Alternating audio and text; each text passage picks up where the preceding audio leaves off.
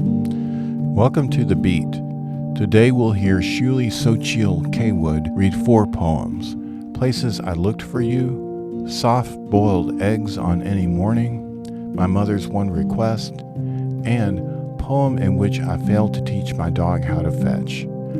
The poems are from her book, Something So Good It Can Never Be Enough.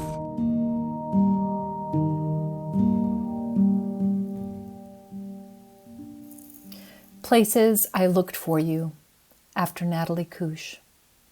In every airport, at the last gate, in a plastic chair, your head lowered, reading an article I might never understand, or writing one, having the terminology for everything but stay. On side streets, especially in rain, pedaling a bike, your yellow poncho flapping, like applause, like surprise, like a bloom defying gray. In any soybean field between rows of yesterday and what might have been, standing in boots flecked with hard day's dirt and the smear of regret. In every small city, in any blue truck or back bedroom tinged with the day's last drunken light that can soften and forget. At night, in dreams, never the same one, but always we were young and we lay side by side like matchsticks in a box, ready for the troubled flame. And I don't need to find you, not anymore, but I know I will see you just once, in a crowd, on a train, in a long line, and I wonder if I will know by then the language for I'm sorry, for goodbye.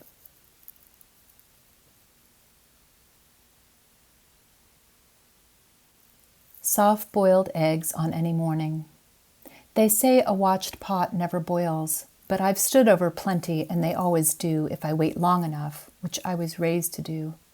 To get an egg to turn soft-boiled as opposed to hard, so the yolk can still leak out, not having toughened yet, you must start with eggs in cold water and heat them over flame in a pot, gifted to you by the aunt who never liked you, maybe even never loved you, yet she gave you this pot, which has endured your bad marriage, your bout with cancer, the death of your friend who took your hands in hers and said, "It's time to dye your hair," because she promised to tell you when the strands were too peppered, and though you no longer dye anything now that she is dead, you ache for her hands and for the smooth and scarless skin on your chest and for the way you once believed love was enough. Now you stand beside the stove and watch the water boil. It always does. It always will. And once this bath splashes against the sides of this silver sturdy pot, you set the timer 2.5 minutes long and wait for it to be over. Anyone can wait those minutes. The eggs clink against each other. Steam rises toward your face and finds it.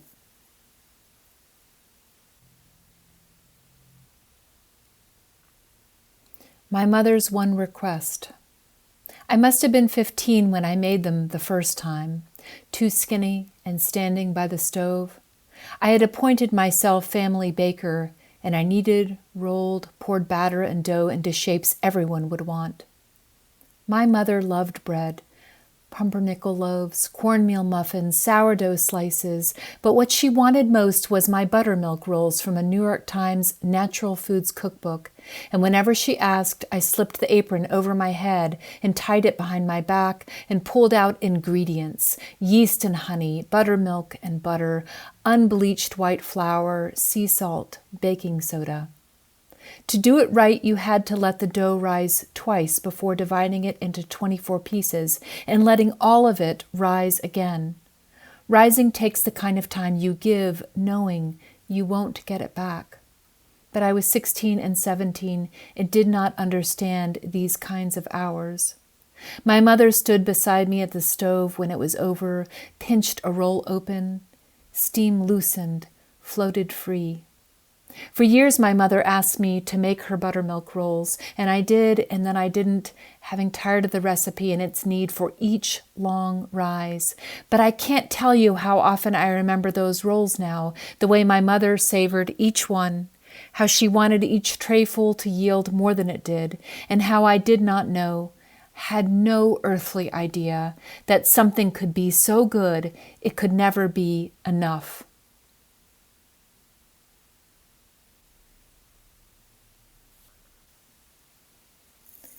Poem in which I fail to teach my dog how to fetch. I throw the tennis ball. She chases it, grabs it in her mouth, sprints as far from me as possible in our fenced-in yard. She plops down beneath a leland cypress. The day is filled with opposites, moist mulch and dry grass, broken branch and wholehearted effort.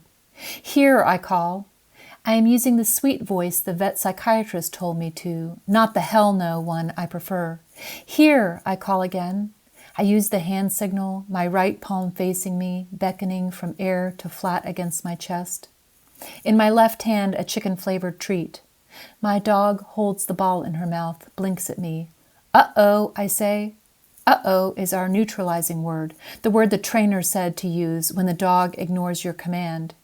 You're not supposed to keep repeating the command, or else the dog learns only to respond after the third or fourth or fifth time, or in my case, never. Here, I say, do the hand signal, offer the treat. Who wants a treat? Already I have resorted to pleading. The day is long and light, short in reply. When my husband first brought her home when she was 14 weeks old, I was so overwhelmed by her wildness, whimpers, ignorance of rules, that I had a meltdown on our corduroy couch. One day you'll love her, he said. How do you know? I asked. I know, he said, because I know you. He settled onto the couch beside me, held me in his arms. That saying about love being patient, I suppose it's true.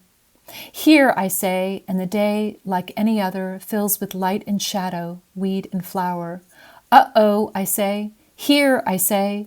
She stares at me. You don't always get a choice about what life brings, what it does not. She spots a squirrel, darts after it, leaves behind the ball that now no one will retrieve. There are 100 lessons she must be trying to teach me, and I have hardly mastered one.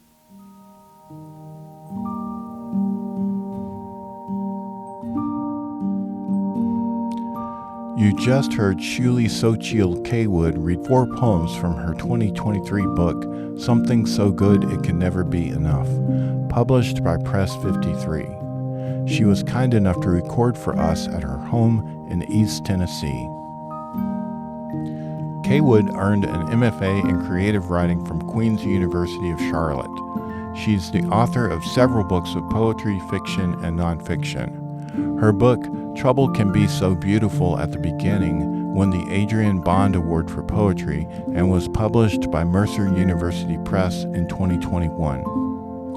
Cawood's flash essay collection, What the Fortune Teller Would Have Said, won the Iron Horse Literary Review Prose Chapbook Contest and was published in 2022. Her work has appeared in the New York Times, The Sun, Rattle, and others.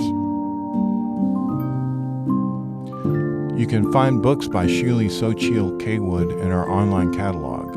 Also look for links in the show notes. Please join us next time for The Beat.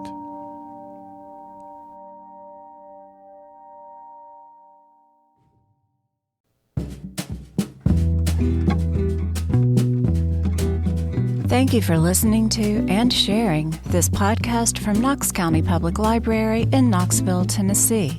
Music by Chad Crouch. Explore life-changing resources on our website, knoxcountylibrary.org. Find our podcasts under the Programs menu, including over 100 book and author talks. knoxcountylibrary.org, your essential connection for lifelong learning and information.